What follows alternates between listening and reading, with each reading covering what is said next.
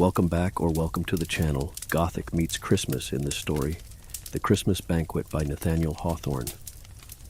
I have here attempted, said Roderick, unfolding a few sheets of manuscript as he sat with Rosina and the sculptor in the summer house. I have attempted to seize hold of a personage who glides past me occasionally in my walk through life. My former sad experience, as you know, has gifted me with some degree of insight into the gloomy mysteries of the human heart, through which I have wandered like one astray in a dark cavern with his torch fast flickering to extinction. But this man, this class of men, is a hopeless puzzle. Well, but propound him, said the sculptor. Let us have an idea of hint to begin with. Why, indeed, replied Roderick, he is such a being as I could conceive you to carve out of marble, and some yet unrealized perfection of human science to endow with an exquisite mockery of intellect. But still there lacks the last inestimable touch of a divine creator.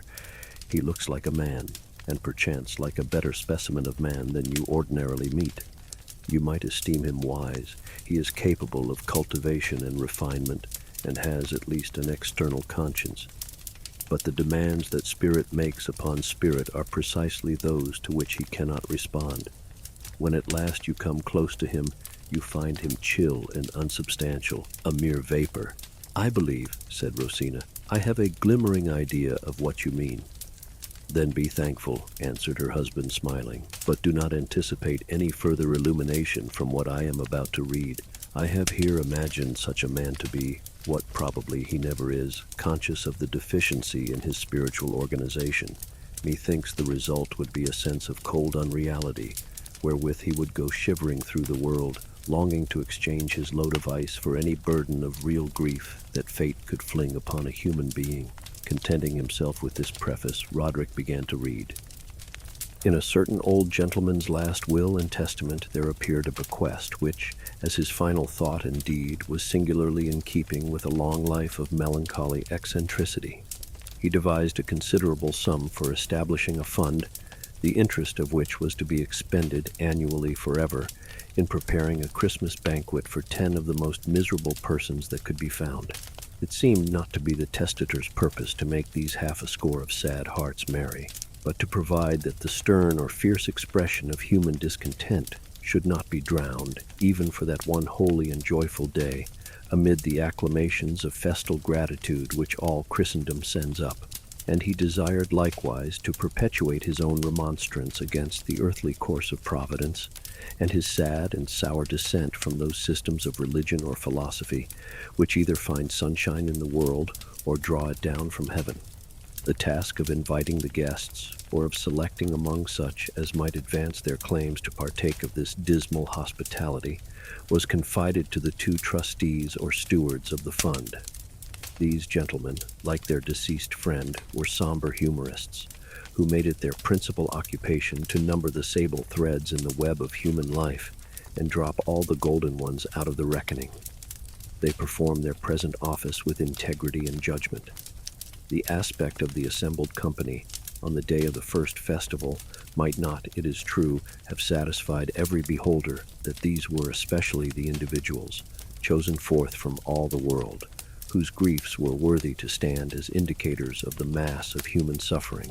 Yet, after due consideration, it could not be disputed that here was a variety of hopeless discomfort, which, if it sometimes arose from causes apparently inadequate, was thereby only the shrewder imputation against the nature and mechanism of life. The arrangements and decorations of the banquet were probably intended to signify that death in life which had been the testator's definition of existence. The hall, illuminated by torches, was hung around with curtains of deep and dusky purple, and adorned with branches of cypress and wreaths of artificial flowers, imitative of such as used to be strewn over the dead. A sprig of parsley was laid by every plate.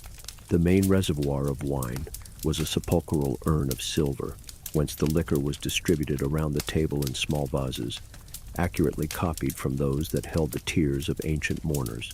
Neither had the stewards, if it were their taste that arranged these details, forgotten the fantasy of the old Egyptians, who seated a skeleton at every festive board and mocked their own merriment with the imperturbable grin of a death's head.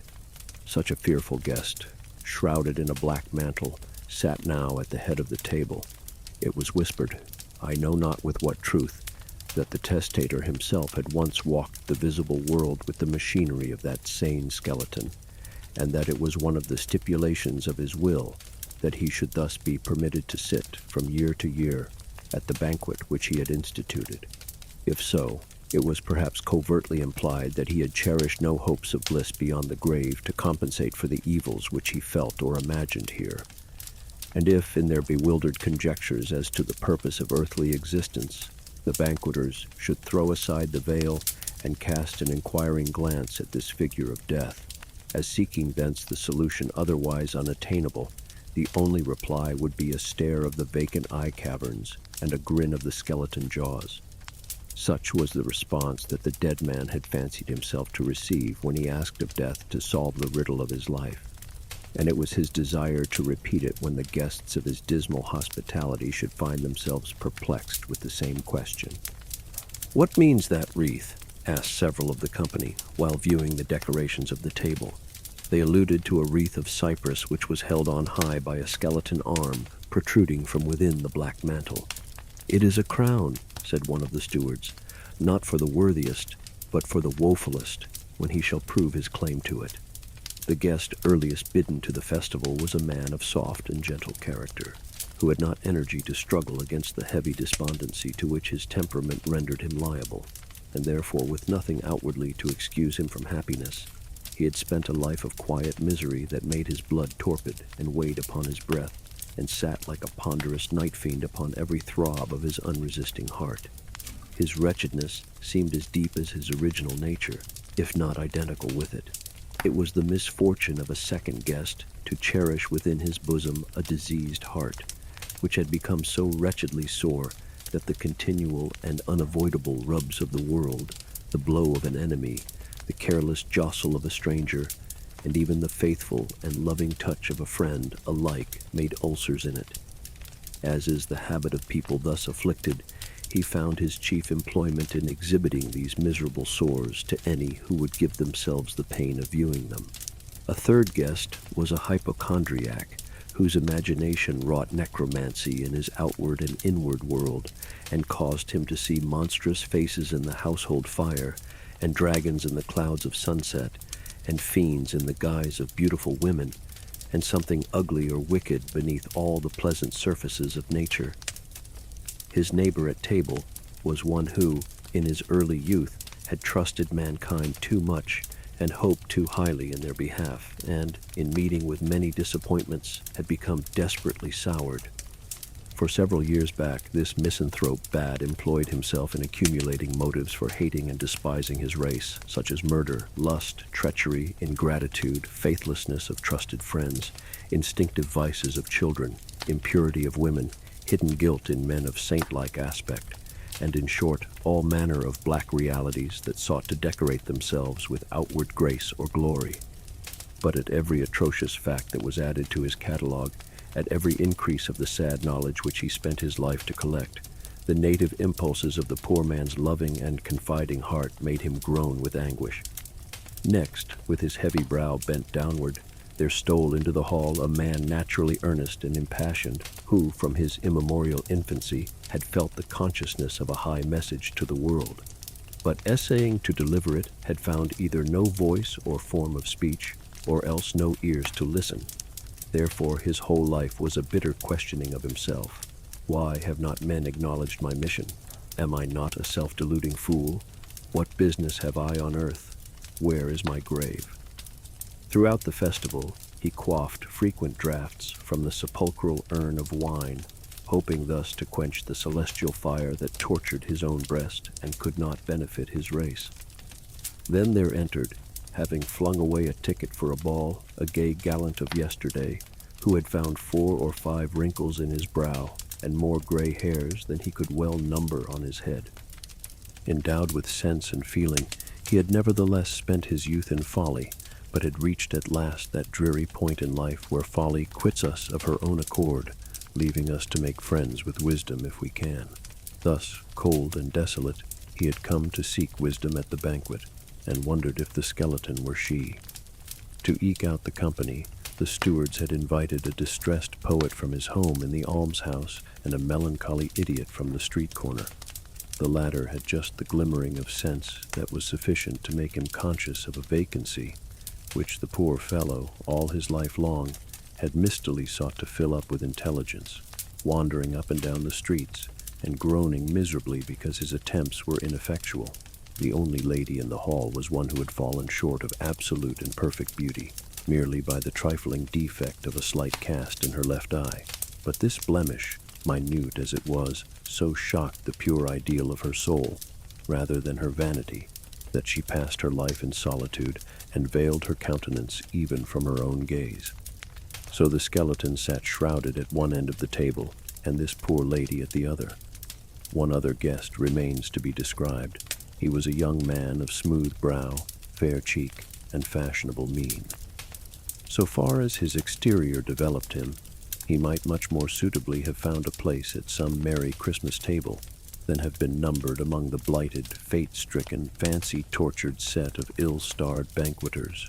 Murmurs arose among the guests as they noted the glance of general scrutiny which the intruder threw over his companions. What had he to do among them?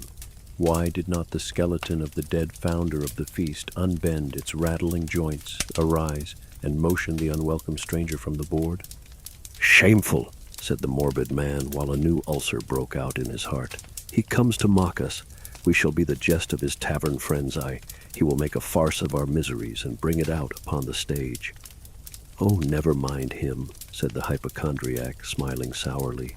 "He shall feast from yonder tureen of viper soup, and if there is a fricassee of scorpions on the table, pray let him have his share of it. For the dessert, he shall taste the apples of Sodom. Then, if he like our Christmas fare, let him return again next year." "Trouble him not," murmured the melancholy man, with gentleness. "What matters it whether the consciousness of misery come a few years sooner or later? If this youth deem himself happy now, yet let him sit with us for the sake of the wretchedness to come." The poor idiot approached the young man with that mournful aspect of vacant inquiry which his face continually wore, and which caused people to say that he was always in search of his missing wits. After no little examination, he touched the stranger's hand, but immediately drew back his own, shaking his head and shivering. "Cold, cold, cold," muttered. The young man shivered too, and smiled.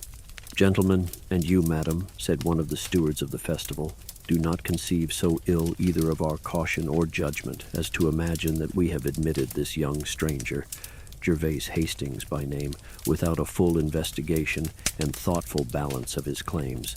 Trust me, not a guest at the table is better entitled to his seat." The steward's guarantee was perforce satisfactory. The company, therefore, took their places and addressed themselves to the serious business of the feast, but were soon disturbed by the hypochondriac, who thrust back his chair, complaining that a dish of stewed toads and vipers was set before him, and that there was green ditch water in his cup of wine. This mistake being amended, he quietly resumed his seat. The wine, as it flowed freely from the sepulchral urn, seemed to come imbued with all gloomy inspirations, so that its influence was not to cheer, but either to sink the revelers into a deeper melancholy or elevate their spirits to an enthusiasm of wretchedness. The conversation was various. They told sad stories about people who might have been worthy guests at such a festival as the present. They talked of grisly incidents in human history, of strange crimes which, if truly considered, were but convulsions of agony, of some lives that had been altogether wretched, and of others which, wearing a general semblance of happiness, had yet been deformed, sooner or later by misfortune, as by the intrusion of a grim face at a banquet, of deathbed scenes, and what dark intimations might be gathered from the words of dying men, of suicide, and whether the more eligible mode were by halter, knife, poison, drowning, gradual starvation, or the fumes of charcoal. The majority of the guests, as is the custom with people thoroughly and profoundly sick at heart, were anxious to make their own woes the theme of discussion and prove themselves most excellent in anguish. The misanthropist went deep into the philosophy of evil and wandered about in the darkness with now and then a gleam of discolored light hovering on ghastly shapes and horrid scenery. Many a miserable thought, such as men have stumbled upon from age to age, did he now rake up again and gloat over it as an inestimable gem, a diamond, a treasure far preferable to those bright spiritual revelations of a better world, which are like precious stones from heaven's pavement. And then, amid his lore of wretchedness, he hid his face and wept.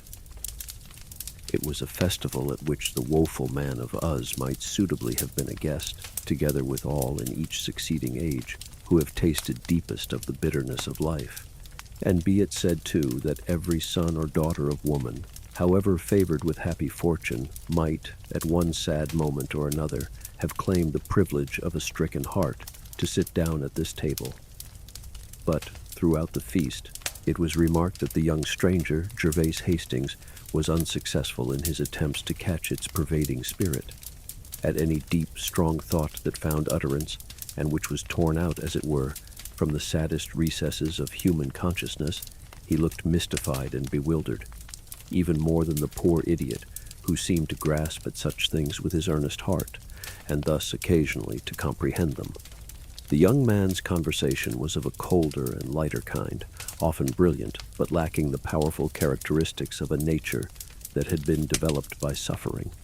"Sir," said the misanthropist bluntly, in reply to some observation by Gervase Hastings, "pray do not address me again. We have no right to talk together. Our minds have nothing in common.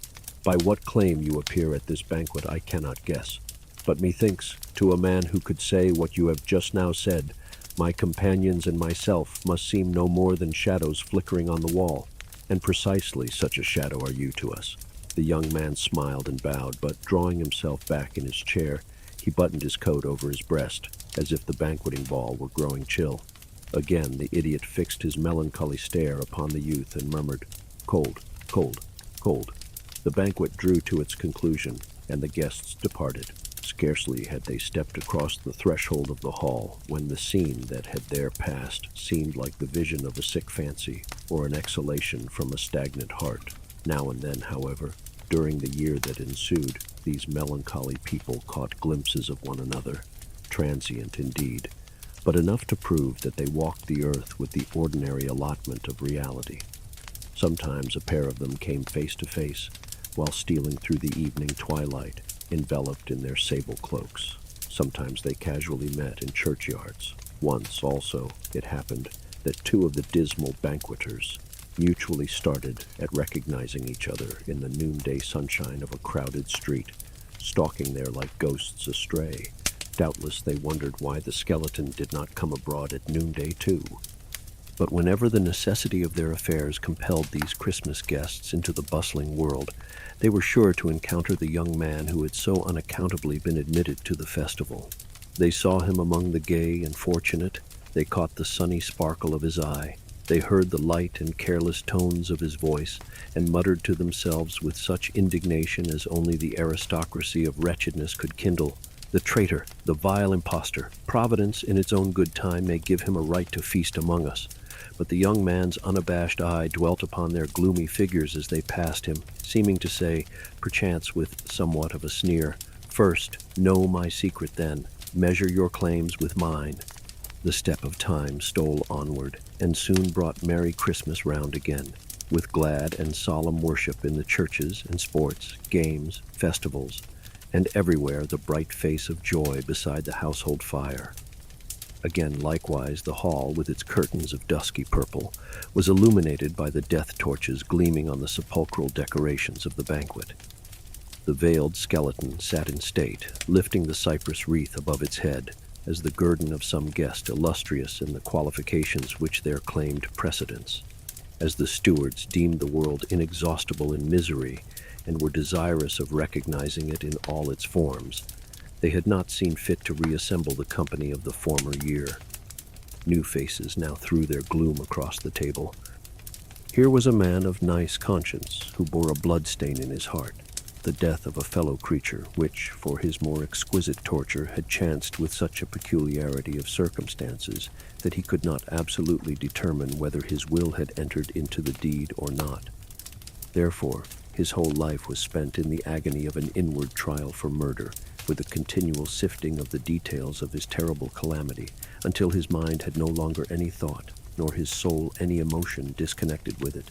There was a mother, too, a mother once, but a desolation now, who many years before had gone out on a pleasure party, and returning, found her infant smothered in its little bed. And ever since she has been tortured with the fantasy that her buried baby lay smothering in its coffin. Then there was an aged lady who had lived from time immemorial with a constant tremor quivering through her frame. It was terrible to discern her dark shadow tremulous upon the wall. Her lips, likewise, were tremulous, and the expression of her eye seemed to indicate that her soul was trembling too. Owing to the bewilderment and confusion which made almost a chaos of her intellect, it was impossible to discover what dire misfortune had thus shaken her nature to its depths, so that the stewards had admitted her to the table, not from any acquaintance with her history, but on the safe testimony of her miserable aspect. Some surprise was expressed at the presence of a bluff, red-faced gentleman, a certain Mr. Smith, who had evidently the fat of many a rich feast within him, and the habitual twinkle of whose eye betrayed a disposition to break forth into uproarious laughter, for little cause or none. It turned out, however, that, with the best possible flow of spirits, our poor friend was afflicted with a physical disease of the heart, which threatened instant death on the slightest cachinnatory indulgence, or even that titillation of the bodily frame produced by merry thoughts. In this dilemma he had sought admittance to the banquet, on the ostensible plea of his irksome and miserable state, but in reality with the hope of imbibing a life-preserving melancholy. A married couple had been invited from a motive of bitter humor, it being well understood that they rendered each other unutterably miserable whenever they chanced to meet, and therefore must necessarily be fit associates at the festival. In contrast with these was another couple still unmarried, who had interchanged their hearts in early life, but had been divided by circumstances as impalpable as morning mist, and kept apart so long that their spirits now found it impossible to meet. Therefore, yearning for communion, yet shrinking from one another and choosing none beside, they felt themselves companionless in life, and looked upon eternity as a boundless desert. Next to the skeleton sat a mere son of earth, a hunter of the exchange, a gatherer of shining dust, a man whose life's record was in his ledger, and whose soul's prison house the vaults of the bank where he kept his deposits.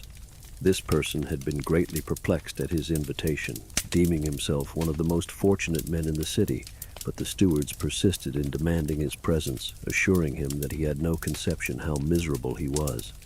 And now appeared a figure which we must acknowledge as our acquaintance of the former festival. It was Gervase Hastings, whose presence had then caused so much question and criticism, and who now took his place with the composure of one whose claims were satisfactory to himself and must needs be allowed by others. Yet his easy and unruffled face betrayed no sorrow. The well-skilled beholders gazed a moment into his eyes and shook their heads to miss the unuttered sympathy, the countersign never to be falsified, of those whose hearts are cavern mouths, through which they descend into a region of illimitable woe and recognize other wanderers there. "Who is this youth?" asked the man with a blood-stain on his conscience. "Surely he has never gone down into the depths. I know all the aspects of those who have passed through the dark valley.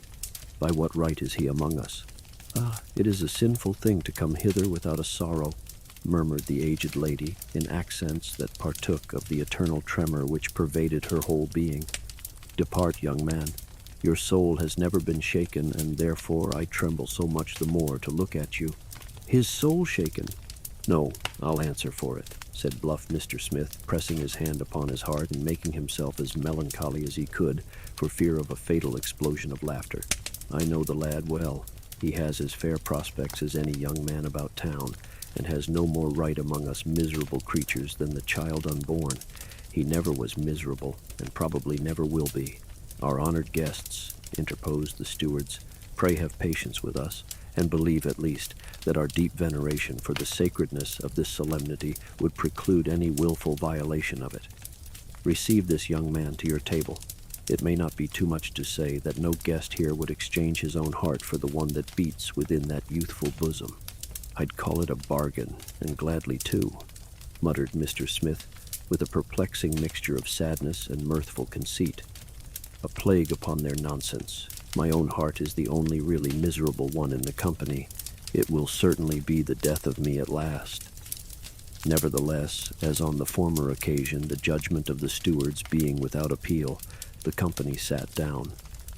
The obnoxious guest made no more attempt to obtrude his conversation on those about him, but appeared to listen to the table talk with peculiar assiduity, as if some inestimable secret, otherwise beyond his reach, might be conveyed in a casual word. And in truth, to those who could understand and value it, there was rich matter in the upgushings and outpourings of these initiated souls to whom sorrow had been a talisman, admitting them into spiritual depths which no other spell can open. Sometimes out of the midst of densest gloom there flashed a momentary radiance, pure as crystal, bright as the flame of stars, and shedding such a glow upon the mysteries of life that the guests were ready to exclaim, "Surely the riddle is on the point of being solved."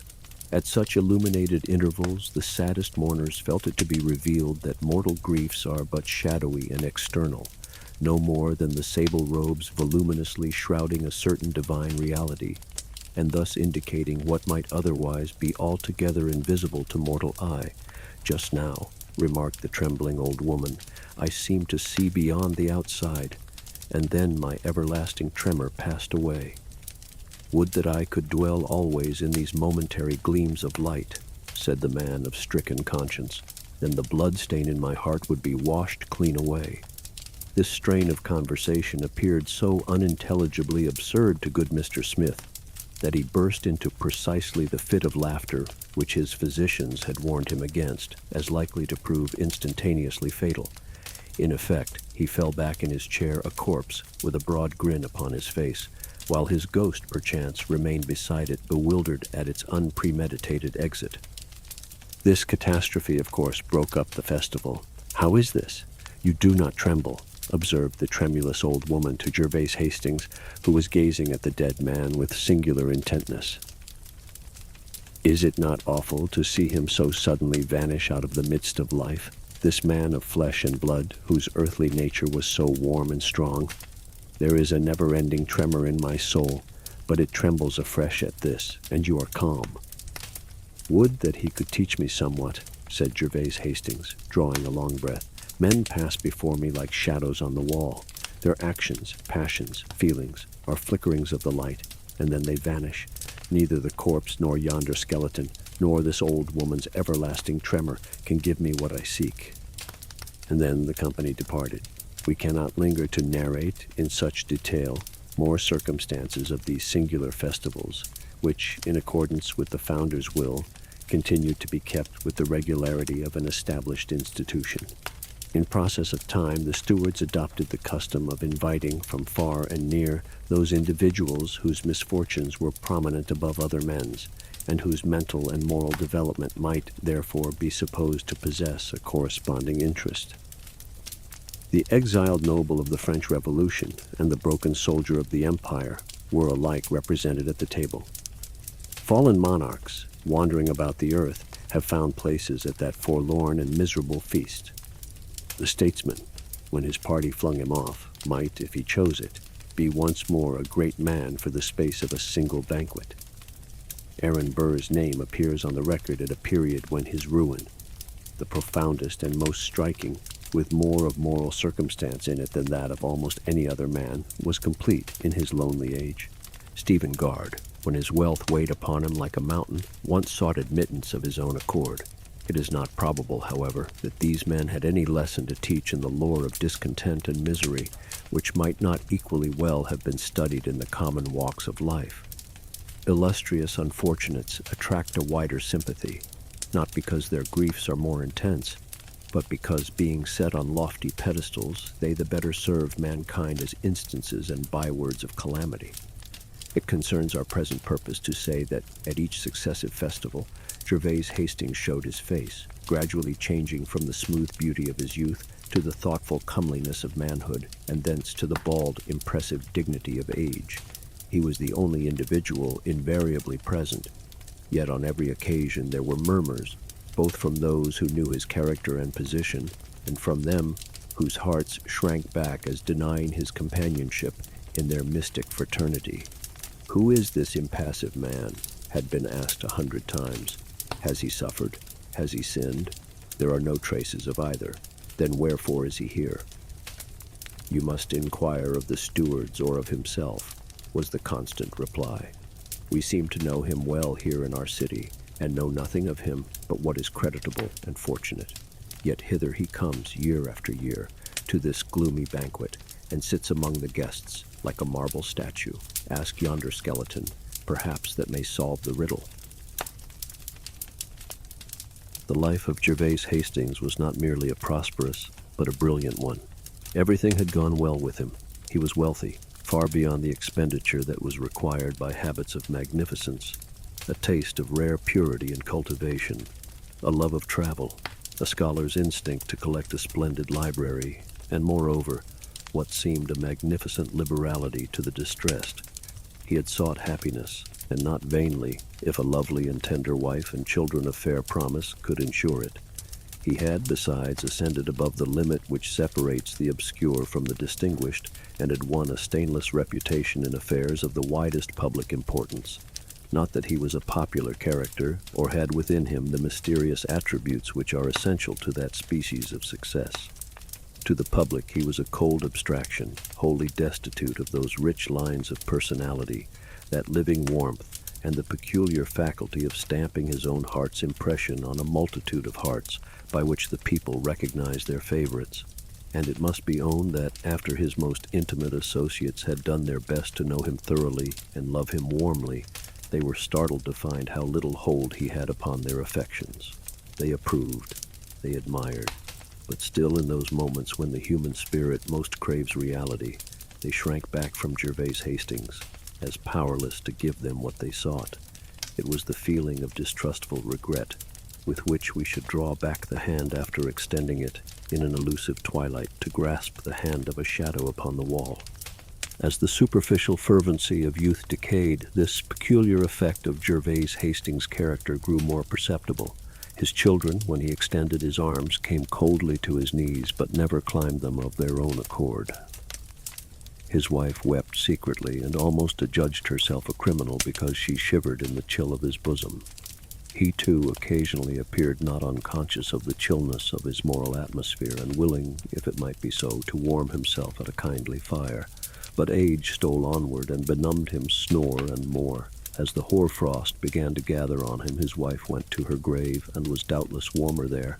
His children either died or were scattered to different homes of their own, and old Gervase Hastings, unscathed by grief, alone but needing no companionship, continued his steady walk through life, and still one very Christmas day attended at the dismal banquet. His privilege as a guest had become prescriptive now. Had he claimed the head of the table, even the skeleton would have been ejected from its seat. Finally, at the merry Christmas-tide, when he had numbered 80 years complete, this pale, high-browed, marble-featured old man once more entered the long-frequented hall, with the same impassive aspect that had called forth so much dissatisfied remark at his first attendance. Time, except in matters merely external, had done nothing for him, either of good or evil. As he took his place, he threw a calm, inquiring glance around the table, as if to ascertain whether any guest had yet appeared, after so many unsuccessful banquets, who might impart to him the mystery, the deep, warm secret, the life within the life, which, whether manifested in joy or sorrow, is what gives substance to a world of shadows. "My friends," said Gervase Hastings, assuming a position which his long conversance with the festival caused to appear natural, "you are welcome. I drink to you all in this cup of sepulchral wine." The guests replied courteously, but still in a manner that proved them unable to receive the old man as a member of their sad fraternity. It may be well to give the reader an idea of the present company at the banquet. One was formerly a clergyman, enthusiastic in his profession, and apparently of the genuine dynasty of those old Puritan divines whose faith in their calling and stern exercise of it had placed them among the mighty of the earth. But yielding to the speculative tendency of the age, he had gone astray from the firm foundation of an ancient faith, and wandered into a cloud region, where everything was misty and deceptive, ever mocking him with a semblance of reality, but still dissolving when he flung himself upon it for support and rest.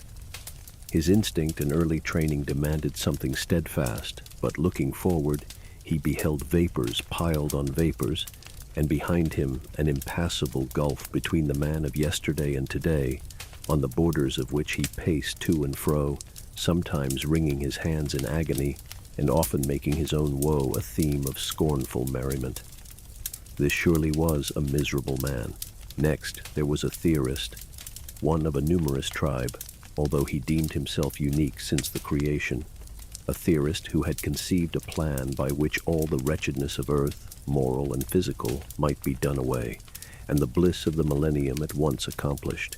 But, the incredulity of mankind debarring him from action, he was smitten with as much grief as if the whole mass of woe which he was denied the opportunity to remedy were crowded into his own bosom. A plain old man in black attracted much of the company's notice, on the supposition that he was no other than Father Miller, who, it seemed, had given himself up to despair at the tedious delay of the final conflagration. Then there was a man distinguished for native pride and obstinacy, who, a little while before, had possessed immense wealth, and held the control of a vast, moneyed interest which he had wielded in the same spirit as a despotic monarch would wield the power of his empire, carrying on a tremendous moral warfare, the roar and tremor of which was felt at every fireside in the land. At length came a crushing ruin, a total overthrow of fortune, power, and character, the effect of which on his imperious and, in many respects, noble and lofty nature might have entitled him to a place, not merely at our festival, but among the peers of pandemonium. There was a modern philanthropist who had become so deeply sensible of the calamities of thousands and millions of his fellow creatures, and of the impracticableness of any general measures for their relief, that he had no heart to do what little good lay immediately within his power, but contented himself with being miserable for sympathy. Near him sat a gentleman in a predicament hitherto unprecedented, but of which the present epoch probably affords numerous examples. Ever since he was of capacity to read a newspaper, this person had prided himself on his consistent adherence to one political party, but, in the confusion of these latter days, had got bewildered, and knew not whereabouts his party was. This wretched condition, so morally desolate and disheartening to a man who has long accustomed himself to merge his individuality in the mass of a great body, can only be conceived by such as have experienced it. His next companion was a popular orator who had lost his voice, and, as it was pretty much all that he had to lose, had fallen into a state of hopeless melancholy. The table was likewise graced by two of the gentler sex, one a half-starved consumptive seamstress, the representative of thousands just as wretched, the other a woman of unemployed energy, who found herself in the world with nothing to achieve, nothing to enjoy, and nothing even to suffer. She had, therefore, driven herself to the verge of madness by dark broodings over the wrongs of her sex and its exclusion from a proper field of action. The roll of guests being thus complete, a side table had been set for 3 or 4 disappointed office-seekers, with hearts as sick as death, whom the stewards had admitted partly because their calamities really entitled them to entrance here, and partly that they were in especial need of a good dinner. There was likewise a homeless dog, with his tail between his legs, licking up the crumbs and gnawing the fragments of the feast. Such a melancholy cur as one sometimes sees about the streets without a master, and willing to follow the first that will accept his service, in their own way. These were as wretched a set of people as ever had assembled at the festival. There they sat, with the veiled skeleton of the founder holding aloft the cypress wreath at one end of the table, and at the other, wrapped in furs, the withered figure of Gervase Hastings, stately, calm, and cold, impressing the company with awe, yet so little interesting their sympathy that he might have vanished into thin air without their once exclaiming, "Whither is he gone?" "Sir," said the philanthropist, addressing the old man, "you have been so long a guest at this annual festival, and have thus been conversant with so many varieties of human affliction, that not improbably you have thence derived some great and important lessons. How blessed were your lot could you reveal a secret by which all this mass of woe might be removed." "I know of but one misfortune," answered Gervase Hastings quietly, and that is my own." "Your own," rejoined the philanthropist. "And looking back on your serene and prosperous life, how can you claim to be the sole unfortunate of the human race?" "You will not understand it," replied Gervase Hastings feebly, and with a singular inefficiency of pronunciation, and sometimes putting one word for another. "None have understood it, not even those who experienced the like. It is a chillness, a want of earnestness, a feeling as if what should be my heart were a thing of vapor, a haunting perception of unreality, thus seeming to possess all that other men have, all that men aim at. I have really possessed nothing, neither joy nor griefs. All things, all persons, as was truly said to me at this table long and long ago, have been like shadows flickering on the wall. It was so with my wife and children, with those who seemed my friends. It is so with yourselves, whom I see now before one. Neither have I myself any real existence, but am a shadow like the rest." "And how is it with your views of a future life?" inquired the speculative clergyman. "Worse than with you," said the old man in a hollow and feeble tone, "for I cannot conceive it earnestly enough to feel either hope or fear. Mine is the wretchedness, this cold heart, this unreal life. Ah, it grows colder still. It so chanced that at this juncture the decayed ligaments of the skeleton gave way, and the dry hones fell together in a heap, thus causing the dusty wreath of cypress to drop upon the table." The attention of the company being thus diverted for a single instant from Gervase Hastings, they perceived, on turning again towards him, that the old man had undergone a change. His shadow had ceased to flicker on the wall. "Well, Rosina, what is your criticism?" asked Roderick, as he rolled up the manuscript. "Frankly, your success is by no means complete," replied she. "It is true, I have an idea of the character you endeavor to describe, but it is rather by dint of my own thought than your expression." "That is unavoidable," observed the sculptor, "because the characteristics are all negative. If Gervase Hastings could have imbibed one human grief at the gloomy banquet, the task of describing him would have been infinitely easier. Of such persons, and we do meet with these moral monsters now and then, it is difficult to conceive how they came to exist here, or what there is in them capable of existence hereafter. They seem to be on the outside of everything, and nothing wearies the soul more than an attempt to comprehend them within its grasp." And just like that, we reach the end of this story.